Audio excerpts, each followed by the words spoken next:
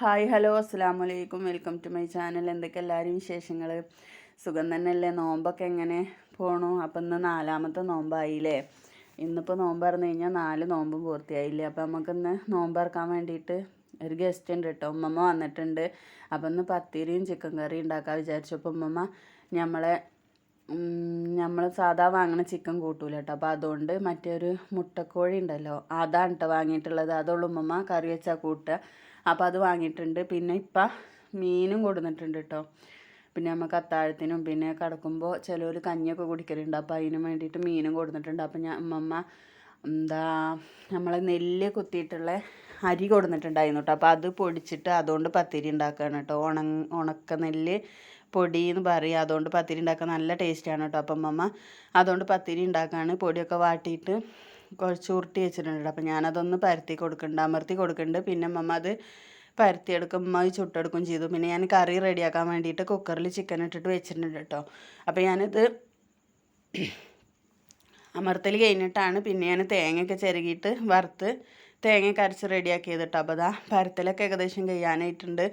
പിന്നെ കറി ഞാൻ കുക്കറിൽ വെച്ചിട്ടുണ്ട്. ഇത് മീനാണ് കേട്ടോ. മീൻ മസാല തേച്ചിട്ട് ഫ്രിഡ്ജിൽ വെക്കുകയാണ്.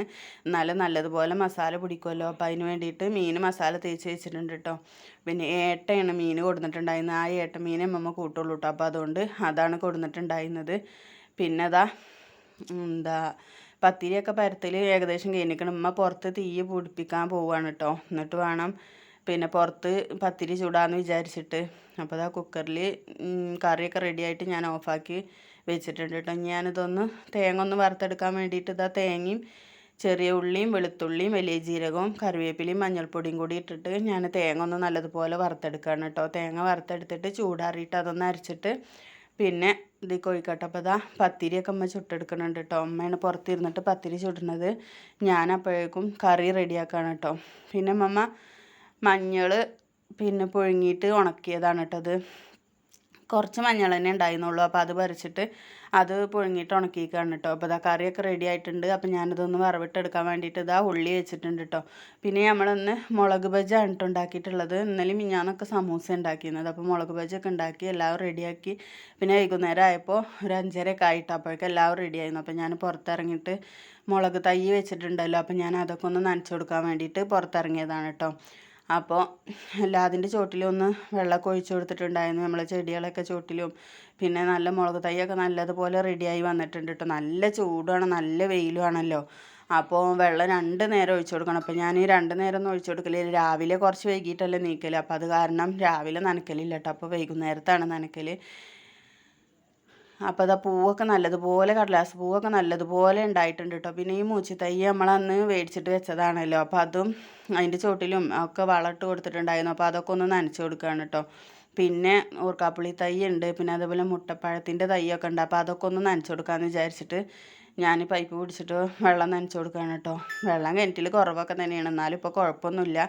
പിന്നെ നമ്മളെ പൈപ്പിൽ വെള്ളം വരുന്നതുകൊണ്ട് അപ്പോൾ അങ്ങനെ വെള്ളം എടുക്കുകയും ചെയ്യും കേട്ടോ. അപ്പോൾ നമ്മളെ ചെടികളും പിന്നെ പച്ചക്കറികളൊക്കെ അടിപൊളിയായിട്ട് വന്നിട്ടുണ്ട് കേട്ടോ. ചീനമുളകിൻ്റെ തൈയൊക്കെയാണ്. അപ്പോൾ ചീനമുളകൊക്കെ അടിപൊളിയായിട്ട് ഉണ്ടായിട്ടുണ്ട് കേട്ടോ. ചെറിയൊരു തൈ അമ്മമ്മ വെച്ചതായിരുന്നു. അപ്പോൾ അതിമ ഇങ്ങനെ ഉണ്ടായിട്ടുണ്ട്. പിന്നെ ഇപ്പം മുരിങ്ങ പൊട്ടിച്ച് കൊടുത്തിട്ടുണ്ടായിരുന്നു കേട്ടോ നമ്മൾ തൊടിയിൽ പോയിട്ട്. അപ്പോൾ അത് ഊരി വെക്കാൻ കേട്ടോ. ഞാൻ നനക്കലൊക്കെ കഴിഞ്ഞ് വന്നപ്പോൾ അമ്മമ്മ മുരിങ്ങ ഊരിയാണ്. അപ്പോൾ ഇതിന് ഉമ്മ ഫ്രൂട്ടൊക്കെ കട്ട് ചെയ്ത് വെള്ളമൊക്കെ ഉണ്ടാക്കിയിട്ടുണ്ടായിരുന്നു കേട്ടോ. വത്തക്കൊണ്ട് പാലൊക്കെ പറഞ്ഞ് ജ്യൂസ് അടിച്ചിരിക്കുകയാണ് കേട്ടോ. പിന്നെ മുസമ്പി ഉണ്ട്, ആപ്പിളും മുന്തിരിയും ഉണ്ട് കേട്ടോ.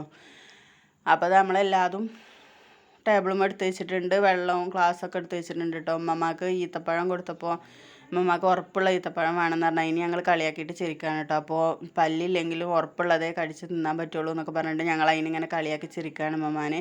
അപ്പോൾ ഇന്നത്തെ വീഡിയോ ഇത്രയേ ഉള്ളൂ കേട്ടോ. ഇഷ്ടമായ ലൈക്ക് ചെയ്യാനും ഷെയർ ചെയ്യാനും കമൻറ്റ് ചെയ്യാനും സബ്സ്ക്രൈബ് ചെയ്യാനും മറക്കരുത്. Thank you. അസ്സലാമു അലൈക്കും.